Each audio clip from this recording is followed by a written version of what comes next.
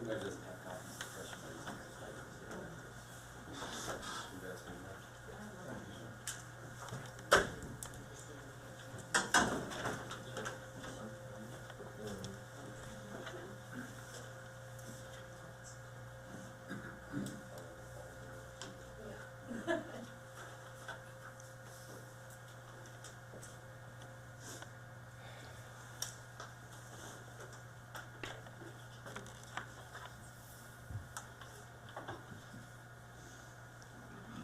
Let me know when you guys are ready in the back. Right whenever you are. Okay. My name is Shane Brandel, ShaneBrandel. I'm the Chief of Police in Decatur. What I'm going to do is I'm going to give the brief synopsis and essentially go over our press release, introduce some of the people up here, and if there are questions that I might be able to answer, I'll take those afterwards. To forewarn everybody, for the most part, we're so early in this investigation, we're not going to be able to answer or provide a lot of details. But if there is something that I can provide, I'll do my best to do that. On October 12th, 2022 at 12:25 a.m., Decatur police officers made a traffic stop on a vehicle in the 1300 block of East Walnut. Based on information known to the officers prior to the stop, when officers approached the vehicle, the driver and sole occupant was ordered to show his hands. The driver refused to comply with the officers' instructions. During this interaction, one of the officers observed what was believed to be a handgun in the vehicle near the driver. At this point, officers attempted to remove the driver from the vehicle. As the officers attempted to remove the driver from the vehicle, the driver produced a handgun and fired multiple rounds at the officers at close range. At this point, the officers returned fire. The driver again fired at the officers, at which time the officers again returned fire. During the exchange of gunfire, one Decatur police officer was hit multiple times, and a second Decatur police officer was hit one time. The driver was also struck multiple times. Rescue personnel was dispatched to the scene immediately and arrived within minutes. The driver was transported by ambulance to DMH, where he was pronounced deceased. The Macon County Coroner's Office will release the name of the driver later today. The officers that were shot were transported to DMH by other police officers that were on scene. One DPD officer is in stable condition. The other DPD officer is in serious but stable condition and underwent surgery for his wounds. In total, 4 police officers discharged their firearms during this incident. 3 Decatur police officers and 1 deputy from the Macon County Sheriff's Office. The Illinois State Police was contacted and will be conducting the investigation into this incident. This is standard procedure for this type of incident. Any questions regarding the investigation itself should be directed to the Illinois State Police Public Information Office and the Macon County State's Attorney's Office when the time is appropriate. The DPD officers involved in this incident will be placed on administrative leave, which is also standard for this type of incident. This incident was captured on both body-worn camera and in-car video. In the interest of transparency, the Decatur Police Department will release the videos in the near future. The Decatur Police Department is committed to a full and transparent investigation into this incident. In addition to the investigation being conducted by the Illinois State Police, the department will conduct an internal investigation into the incident as well. Anytime there is a loss of life, we are saddened, and our condolences go out to the family and loved ones of the deceased. We're also hurting for our officers, who were out working the streets, trying to confront violent offenders, and they were faced with an officer's worst nightmare. Our prayers go out to the family and friends of our officers. I'd like to introduce you to Tony Kessner, who's a lieutenant with the Illinois State Police, and he will be heading this investigation from the State Police side. Thank you, Chief. My name is Anthony Kessner, Kestner. I'm the commander of Zone 5 with the Division of Criminal Investigations. Our unit is conducting the independent investigation involving this event, and at this time we're going to be sending out a press release, will be coming from our PIO with basic information along with the summary that the Chief has provided. But we're going to withhold a lot of our information due to the fact of the integrity of the investigation. So we will be getting some things, and as soon as we have witness statements and statements from the officers involved, more will be able to be determined by the state's attorney for their decision. So that's all that I have. Thank you. As I mentioned, we're very early on into this investigation. The reports are not even complete. We haven't reviewed all the videos, so there's very limited information that even I'm going to be able to state publicly at this time. As I mentioned earlier, that information will be released when it's appropriate and when it is in a position where it won't jeopardize the integrity of the investigation. It is very important that we maintain that integrity. We have solid relationships, wonderful relationships in our community, and I hope that those relationships have put us in a position where we're able to kind of handle this situation the best that we can as we move forward, and trust that the system conducts its investigation like it's supposed to, and when the time is right, that information will be released to the public. Anybody have any questions? You say in the release, based on information on the officers prior to the stop, can you elaborate what that information is? Not at this time. Can you just kind of walk us through the protocol? Obviously, officers never want to have to discharge a weapon when they kind of get to the point where they have to. Anytime there's a deadly force situation, I guess the standard by which that they're going to use force like that is when they reasonably believe that themselves or another is there's jeopardy of death or great bodily harm to themselves or somebody else. At that point, they're justified to use deadly force. Can you share the nature of the traffic stop?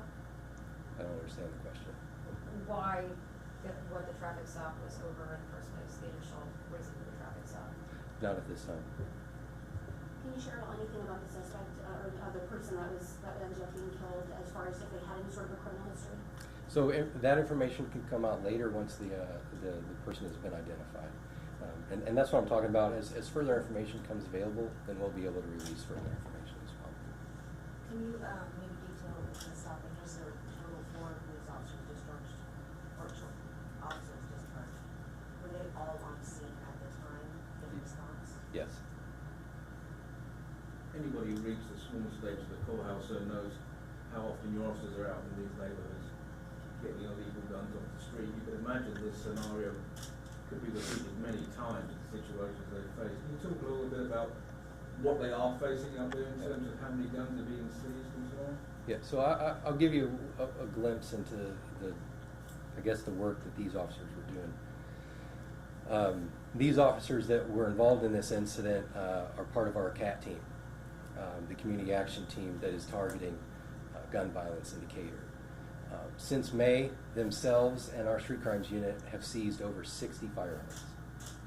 So without a doubt, we've been concerned this whole time that there would be a violent incident involving the officers.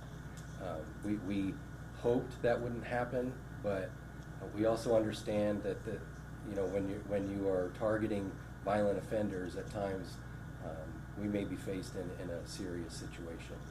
So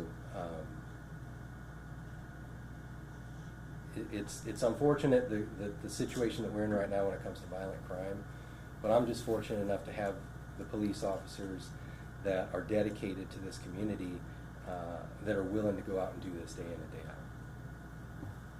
Is there any update on the officer that was in more of a serious condition at this point? Anything since this morning? So I know that officer is out of surgery, and he's still at the hospital and in stable condition. And you kind of alluded to it, but just again to kind of reiterate that obviously officers put their lives at risk every single day, and just kind of to commend the work that they're doing that protects our community. So whether it's this incident or any of the everyday incidents that the officers handle, whether it's a regular routine traffic stop or a call for service that might seem routine or mundane, we know that at any point in time those incidents can turn deadly.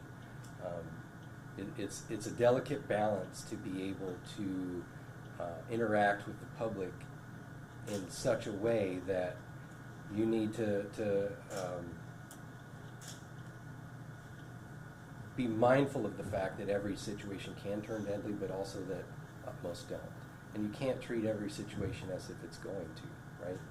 So that's a hard balance sometimes, and especially when in the current setting that we're in where violent crime is on the rise and guns seem to be so prevalent.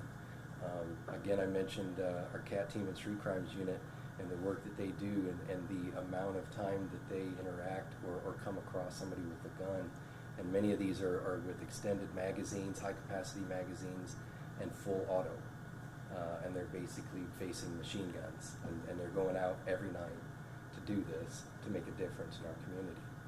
And I know that I have the utmost faith and confidence in them. I'm thankful to have a city council and government in Decatur that is supportive of the police. And I don't know what it would be if it was different, you know, in that regard. Our city council is fantastic and they give us the resources and tools we need. You know, that puts us in a better position to be able to come out on the right side of all of this. Can you just for background and reference, explain the CAP team? So CAT team is an acronym for Community Action Team, and their job and their focus is to go out and target violent offenders. In recent years, of course, with the increase of gun crimes, that's been their target. I've made no secret, for the most part, we know who most of our violent offenders are, so we make a point to introduce ourselves on a regular basis. And it's been pretty successful in Macon County right now in terms of their success. We're down 26% in shootings so far this year, and they've, again, like I said, since May, this one team of 8 officers and a small street crimes unit has seized over 60 firearms. Do you know how quickly all of this happened this morning? Within probably 1 minute from the time the stop was made to when shots were fired. I don't want to give you an exact number because I don't have that, but it happened very fast. Sheriff, is there anything you want to say just about, obviously, your deputies work closely with officers? I know it's not the majority of the response, but just the partnership that you all have. So, as Chief Brandell explained, the CAT team was part of this. Our deputies have been working with the city police department for quite some time. We've worked on a grant that was granted by the city for this purpose of getting rid of violent crime. So the deputy that was happens to be in the area had worked some of these details with the city. So even though we're not running those details right now with them, we're still interacting with the city on a regular basis, and that's the purpose of why our deputy was in that area.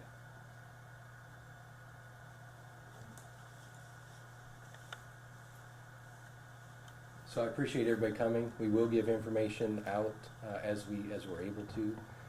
I'll send those out through press releases, and if anybody has questions, feel free to call or email, and I'll do the best that I can to answer them. Understand, please, that we are at this point in the investigation unable to release a lot, and especially detailed information. I understand and appreciate the questions that you've asked, but I hope that you understand that we have to protect the integrity of the investigation as well. So, for example, if we release too much information, that could influence witness statements and so forth. So. Will any information be separate from the state police? Yes. Do you have a more precise address as to where this happened up in the 1300 block, so you know, like out from the 1300 block of block?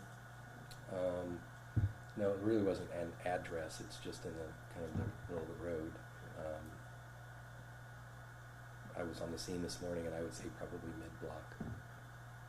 You still have to speak with also witnesses. Were there anyone else that could be considered a suspect at all in this case, or is it just interviewing witnesses? So, I mean, I don't want to commit to that at this point because I don't know.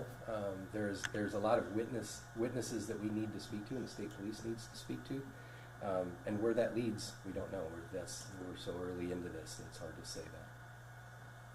So, thank you guys for coming out. I appreciate it, and I will give information out as we're able to. Thank you.